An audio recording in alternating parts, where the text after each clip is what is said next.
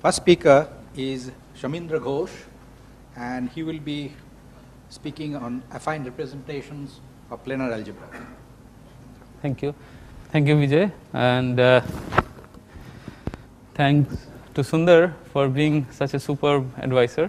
I have already told stories about Sundar yesterday, and I don't want to repeat again, but just wanted to say happy birthday, and we look forward to the next 60 years.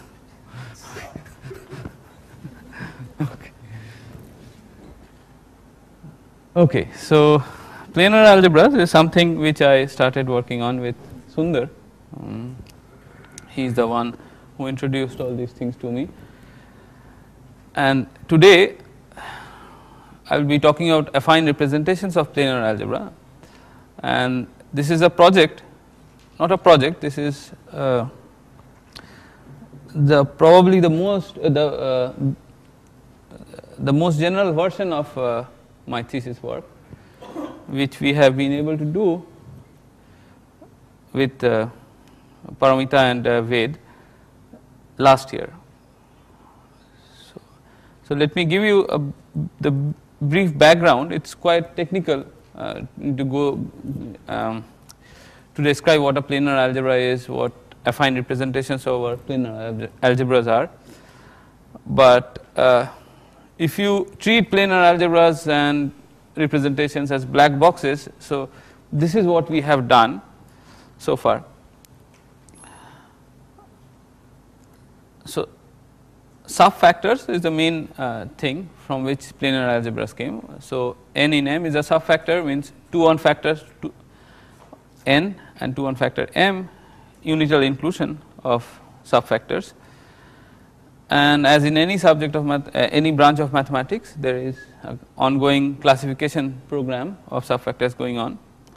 And in order to classify subfactors, you need invariants. And we will talk about a particular invariant, which is given by von Jones, the planar algebra, in 98. And after giving planar algebras, he worked on representations of planar algebras, that means actions of these planar algebras on Hilbert spaces in particular. And the reason was how he could produce new subfactors. So planar algebras are invariants of subfactors. So from these invariants, these are like typically pictures on the plane. So from these invariants, how can you produce subfactors? So this was the main goal for Jones, to look at the representation theory of planar algebras or action of planar algebras on Hilbert spaces.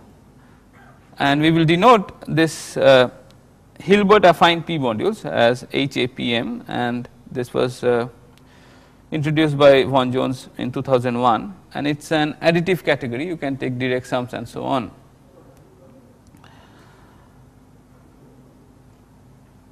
So, and let me shift to a different topic, Drinfeld center, which was happening in category theory.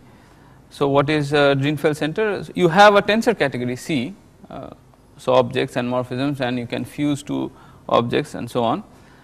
Drinfeld has this construction of center construction of the category C, and which we denote by ZC, which is a braided tensor category. So objects, if you fuse two objects, that is not the same, but it is naturally isomorphic to the opposite tensor if you flip the tensor. So given a tensor category, one can produce its center, which is another category, which is a braided tensor category. For example, if we take a finite dimensional Hopf algebra, there is a construction of quantum double. So double of the Hopf algebra, which is defined in this way: dH is the double of H, and you take the tensor product of actually a dual of H and H itself, and op here means the algebra in H, it's just the opposite algebra, and dH turns out to be another Hopf algebra, you can have this algebra structure and co-algebra structure and so on. It's a nice Hopf algebra. Then it's a standard fact that the representation category of the quantum double of the Hopf algebra is actually equivalent to the center of the representation category of the Hopf algebra. Actually contravariantly equivalent, there is, it's not actual equivalence. So how are these affine representation or affine modules linked with the Drinfeld center? Okay. Let me briefly go over my thesis now in 2003 under Sundar. So I had no idea that there was any link in this. I just was looking at certain kinds of subfactors, very simple kinds of subfactor coming from finite groups, and we were like myself and Sundar, we were trying to find affine modules over these simple subfactors, group theory coming from groups. So and that will show you that like how they are linked, affine modules and Drinfeld center.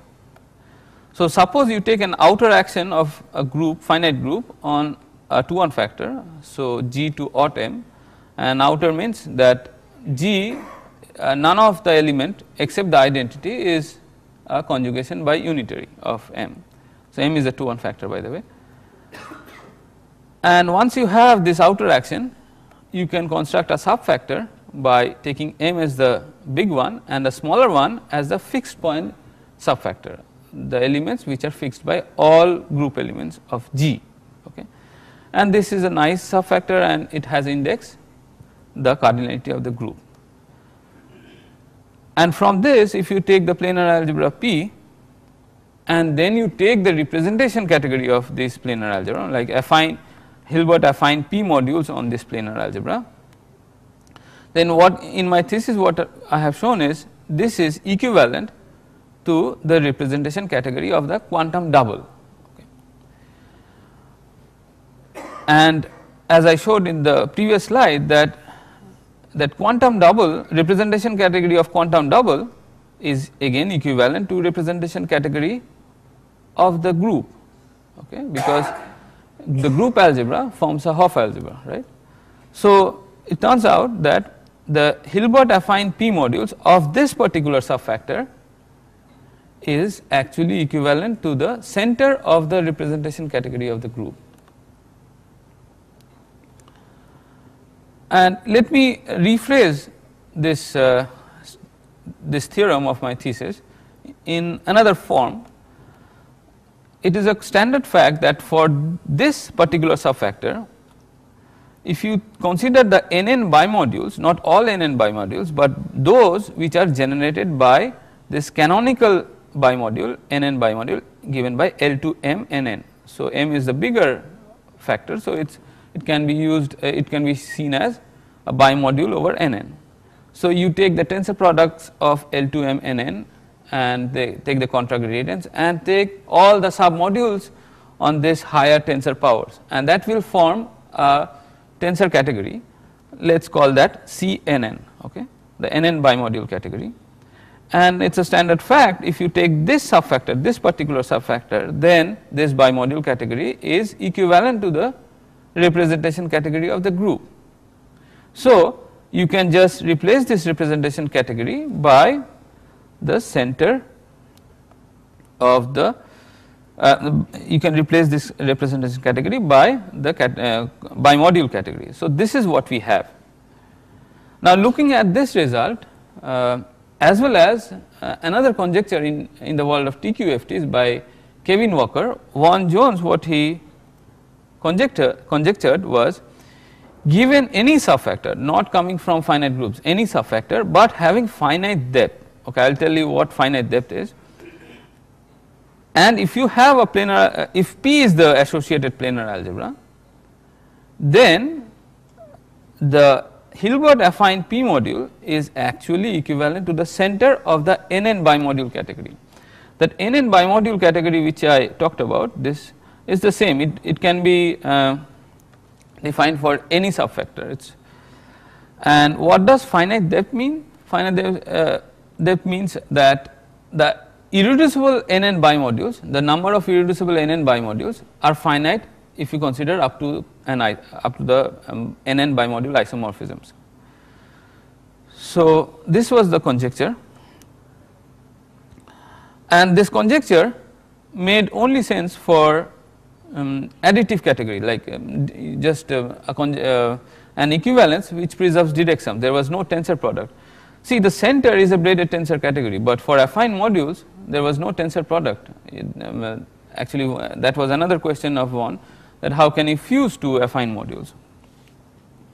So, in any case, in the beginning I actually never believed that this is true, and it was only last year with Paramita and Ved we were looking into generalizing this result of mine from the group case to the Hopf algebra case. So, we showed in January, we showed that the conjecture is indeed true if you take irreducible depth 2 subfactors. Okay. Irreducible depth 2 subfactors are basically those subfactors where which comes from the minimal action of finite dimensional Katz algebra. It is just a little bit of generalization from the group case. Okay. So, but then what we did is instead of irreducible depth 2, so without the irreducibility whether it works. Okay. So, we went to Paramita's thesis and we were trying to play around with the pictures, and it was really nasty calculation, and it turns out that even without irreducibility the conjecture is true.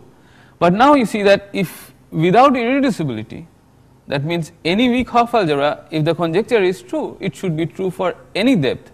The reason is any finite depth can be like seen as a intermediate subfactor of depth 2.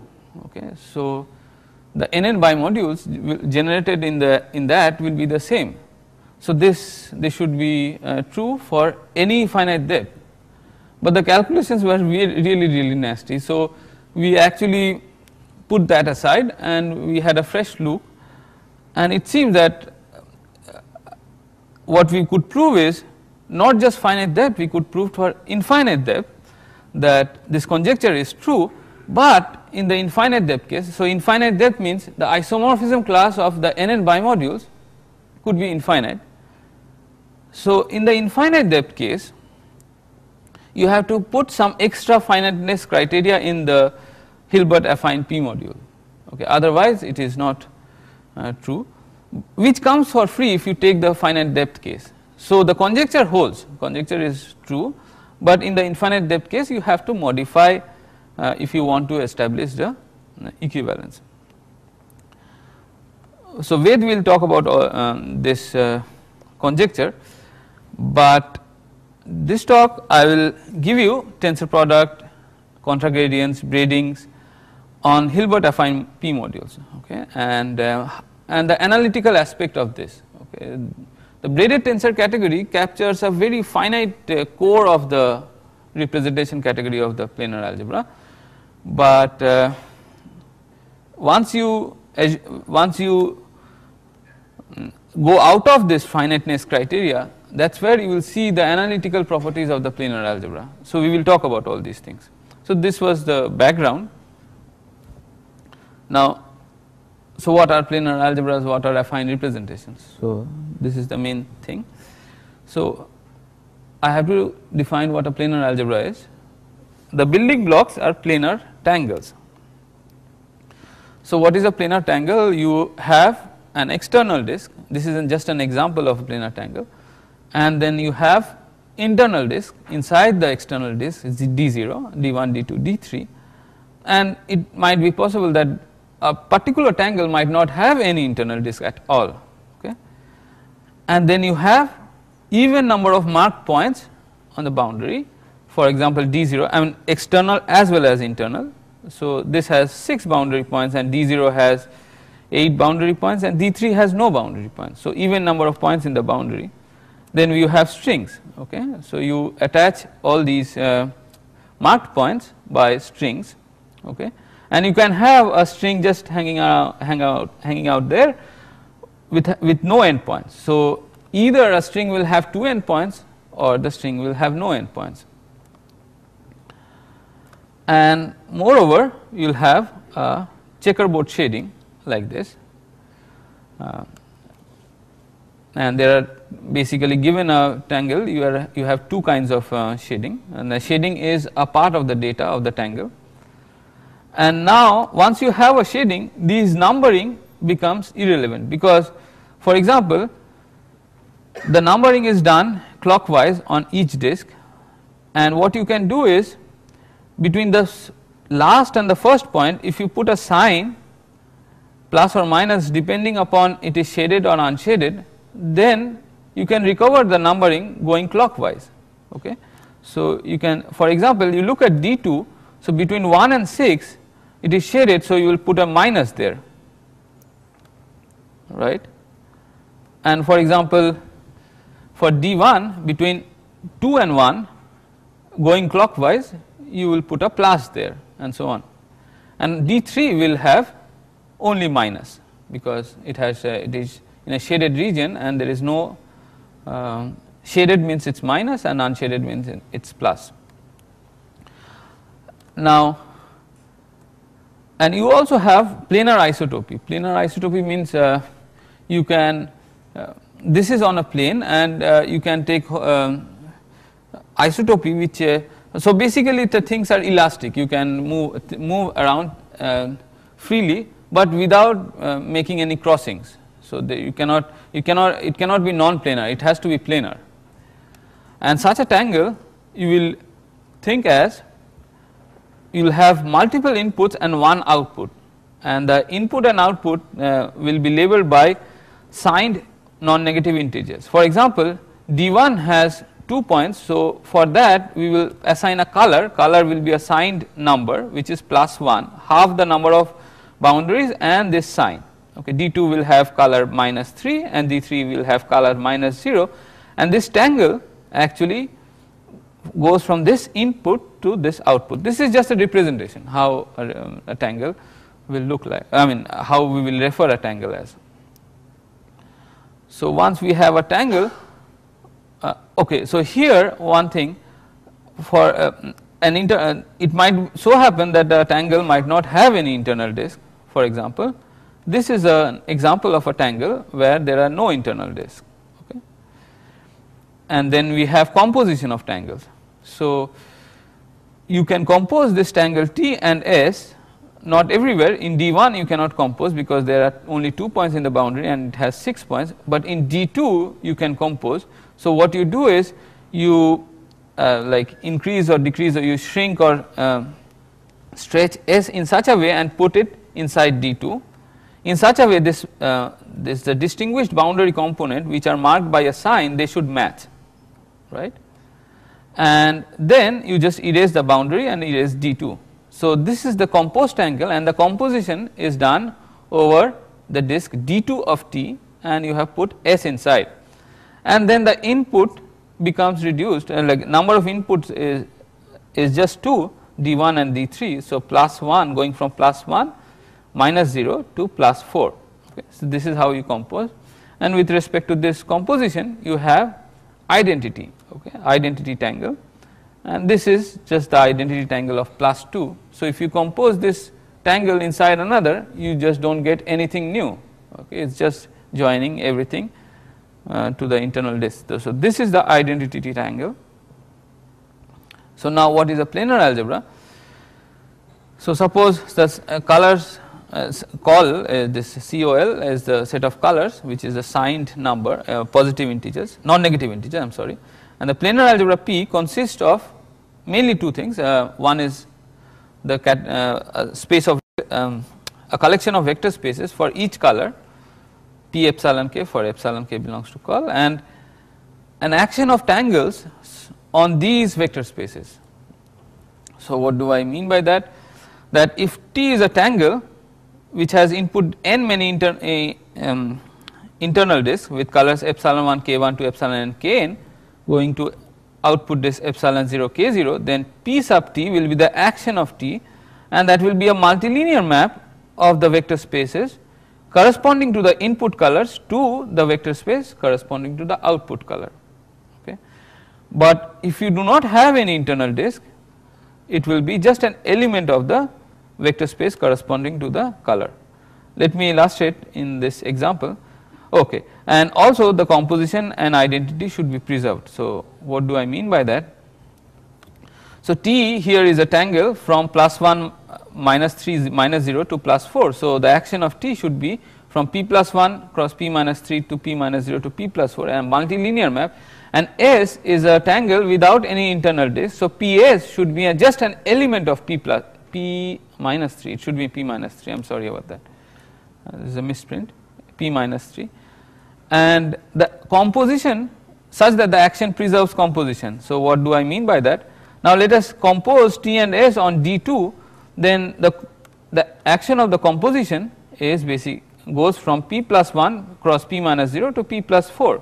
So, what we demand is action preserves composition means PT composed with like in the D2 input space, if you put this PS, then what you get is PT composed with S. So, this is just action preserving composition. Now, this is the most general definition of not most, this is a general definition of planar algebras.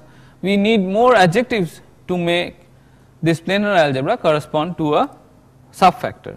So, what are the adjectives? The vector spaces of the planar algebra, they should be finite dimensional, and the zero spaces. So, the vector spaces are basically given by double sequence of vector spaces. So, at level 0 it should be one dimensional. Okay. So, that means P has modulus delta plus and delta minus. So, modulus means, so you have seen that here you have a loop which is not attached to any boundary. What you can do is you can erase this loop at the cost of multiplying a number which could be delta plus or delta minus depending upon the inside of the loop is shaded or unshaded. So, if the zero space is one dimensional, you have modulus, and then you have P has star structure, P has positivity. I do not want to go into these technical details, and then P is spherical. Spherical means that the tangle, if you keep like spherically invariant. So, the action of tangle, if you put it on the sphere and if you turn things around the sphere, and the action does not change. So, that says that these two modulus, they should be the same. Now, a planar algebra satisfying all these conditions is called subfactor planar algebra, and what von Jones proved in his 1998 paper is starting from a finite index extremal subfactor. Extremal is something, some technical stuff. A finite index extremal subfactor, von Jones produced a subfactor planar algebra, and which is the invariant of a planar algebra, and from this subfactor planar algebra you can reconstruct a finite index extremal subfactor. The first thing was done by Popa and Jones, and then by Guione, Jones, Sliaktenko, Walker, and Kodialam Sundar independently. So, there are various versions of reconstruction. Now, we will be working on these subfactor planar algebras. Let us go to now affine representations of these planar algebras. For that we need more definition. So, what is a P labeled affine tangle? So, it is not a usual tangle here. You must have at least one internal disk. So, here that the demand of having at least one, we make that one to be a distinguished one and make it a red rectangle here, and you have an external rectangle like any tangle. So, I am defining affine tangle using this this example. So, P labeled affine tangle, P is the planar algebra. So, you have a rectangular annulus, and then you have internal disks like this one, this one and this one, and it might so happen that there are no internal disks. The internal disk has to be in the rectangular annulus, not inside the red rectangle, and you should have marked points in the boundary of the rectangular annulus and the internal disks, and you join these marked points with strings, and then you have a checkerboard shading, And then the most important thing is affine isotopy. So we are not allowed to stretch and shrink in whatever way we want. Here we are allowed to, we have the freedom of stretching and shrinking, keeping the boundary of the rectangular annulus fixed. For example, the inside of the inside rectangle you cannot move by 360 degree, and that will give you the same affine tangle. It will give you different affine tangle. So affine isotopy differs from planar isotopy as in tangles. And this affine p labeled, what is the meaning of p labeled? Now these internal disks, not the internal rectangle, will be labeled by elements of p. Okay.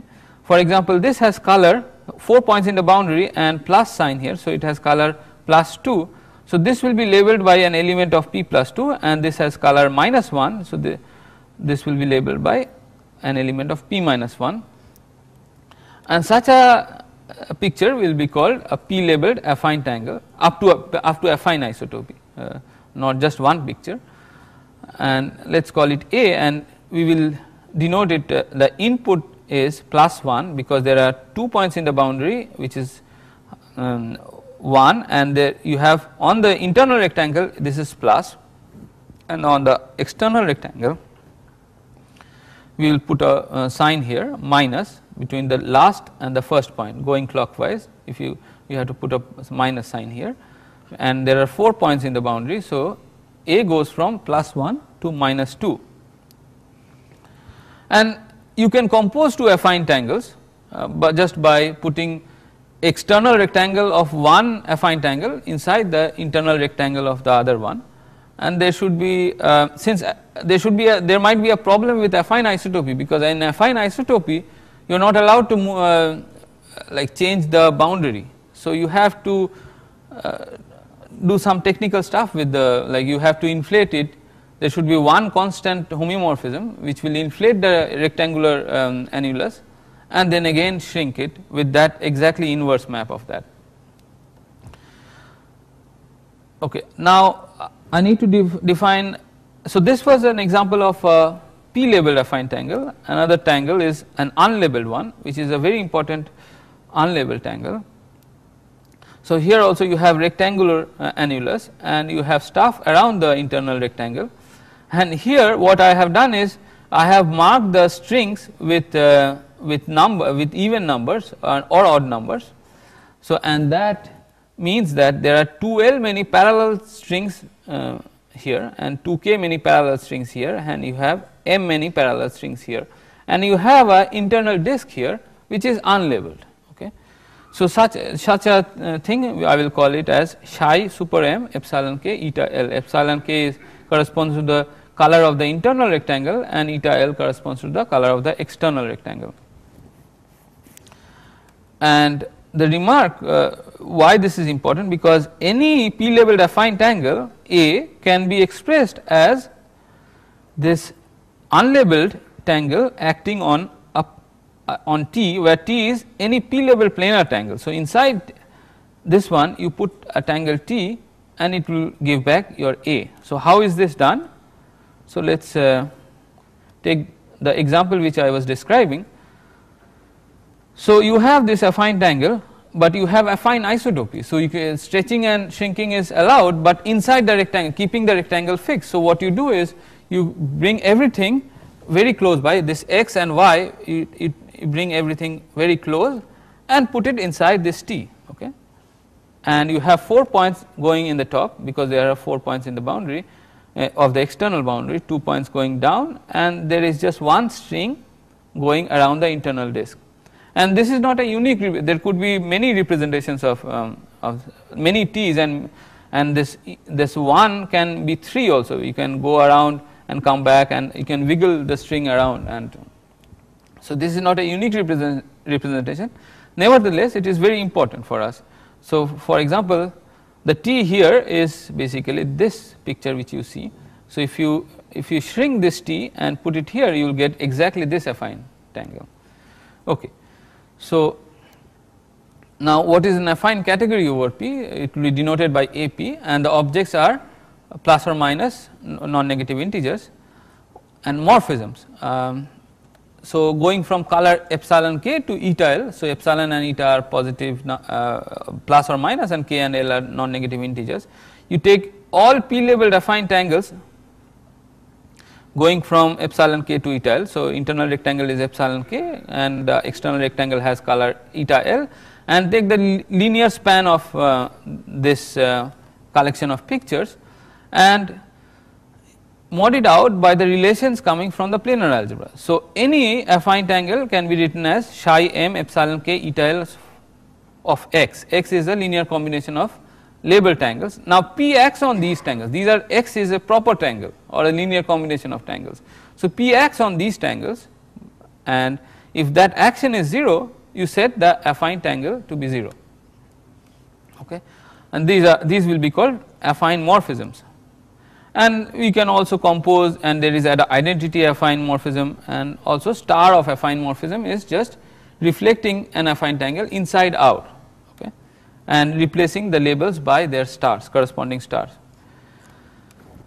Now what is a Hilbert affine p module? So these are the actual things which we worked on. So Hilbert affine p module again is a collection of Hilbert spaces for each color epsilon k, and each affine morphism will A go in the affine morphism space going from epsilon k to eta l. There is an action of A, V sub A, which is a bounded linear operator from V epsilon k to V eta l, such that it should preserve composition, identity, and the star, right, which means that if you V of A composed with B is V A composed with V B, and V of the identity is identity of the particular V epsilon k, and V A star is V A whole star. Okay. So it is like a star functor from the category AP to the category of Hilbert spaces. A trivial example will be the planar algebra P itself. If you take V epsilon k is P epsilon k, and if you take the action as the these affine tangles can also be viewed as like normal tangles, and it has an action on these the planar algebra vector spaces. So that will be the trivial example. Okay. Now how do we build all these Hilbert affine p modules? So we got just one trivial generic example of trivial affine p modules. To build, we have to look at the algebra AP epsilon k epsilon k. So it is an algebra because endomorphism space. So it was not even known that whether this algebra is a star algebra or can be made into a sister algebra after completion or not. So the first thing which we got is a faithful tracial state on this star algebra. So a typical element, and how is this defined? Let me tell you. A typical element of AP epsilon k looks like this, psi of that. So you have a label x coming from the planar algebra vector space P, and you have strings around the internal disk, and you want to send it to the complex numbers. So how do you do that? So what we do is we cut this string here and it becomes straight. So x, so this label has it looks like a crossing then, and what we do is we join the top and the bottom by this loop, as you can see 2k, and then there will be two free ends, and these two free ends what we stick some elements from the planar algebra. I will tell you what they are, and in the end what you get is a 0 tangle, because outside there are no internal disks. So you can put a like dummy internal disk external disk outside, and it will be an element of the 0 space, and you know that a 0 space in the subfactor case is complex number. So that is how the trace is defined. Yeah. Oh, okay, yeah. Okay, so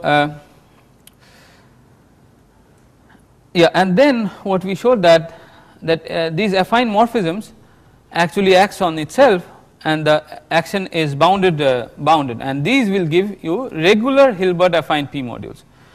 So from this you have two kinds of norm. One is the universal norm, which comes from taking supremum over so affine morphisms, norm on affine morphisms. You take norm of the action of this particular affine morphism with respect to different Hilbert spaces, and you take the soup norm, and that will give you a C star norm, and the reduced norm comes from this taking the L2 space corresponding to the trace which I just defined. So, the natural thing is the universal norm is greater than the reduced norm, and the reduced norm is actually greater than 0. So, it is non trivial, and the universal norm is also finite. Okay. So, that we had proved, and we also have an estimate of the universal norm. So, it is natural to look for conditions on P when these things are equal. So, we are actually talking about amenability of planar algebras. So, G is a finitely what we could prove in an example is, if we take a finitely generated group, there is something called diagonal planar algebra, and we could show that G is amenable if these two norms are same, if and only if. Okay. So, amenability we define, affine amenability we define as universal norm becoming same as reduced norm, and there is an amenability in the context of subfactors, so which was given by Popa. So, we could show that if a planar algebra is amenable, then the subfactor is amenable in the sense of Popa, but we do not know whether the converse is true. Also, there could be a definition of property T of subfactors. Okay. I just do not have time. Fusion, there are 3 things. I think I will leave it to Ved if he has time to talk about the fusion, and the time is over, right? Yeah, yeah. So, okay, so fusion was not there. Now, the reason why we wanted to do fusion is for property T, because property T basically philosophically it means that the trivial representation is isolated in the Feld in some kind of Feld topology, and here we have a trivial representation which comes from the planar algebra, but trivial in the sense that it can we can build it trivially, but not in the sense of fusion. So, trivial it should be in the sense of fusion. So, like having a proper fusion of these modules was important. So, that is what we did. So, we had fusion, we had contra gradient of this, and we even have braiding, which was inspired by what we have this from the Drinfeld center. But here we are talking about infinite dimensional, which might not, which could be non-trivial. So, we have this infinite non-semi-simple category, which is a braided tensor category, which could be fantastic to work on. Like you could like at least Von Jones was saying that if you take temporary leap, you might get the mapping class group. I am not very sure about that, but like we haven't worked on non-semi-simple categories where you have this, which is a very nice braided tensor category, and we can try to find invariance, and it could be useful. Okay, I will stop with that.